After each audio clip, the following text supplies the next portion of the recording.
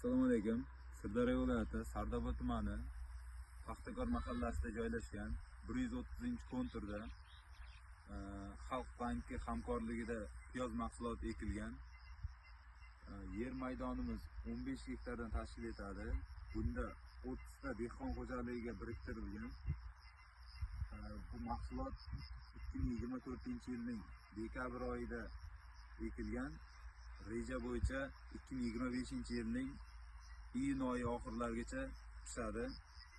Hozirda barcha agrotexnik ishlar o'z vaqtida bajarib kelinmoqda. Bunda mineral o'g'itlar, tabiiy o'g'itlar, zamonaviy texnikalardan unumli foydalanilyapti.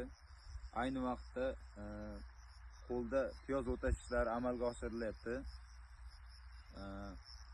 Kelajakda rejalarni bajarsak, kelajakda faoliyatni kengaytirish maqsadimiz bor.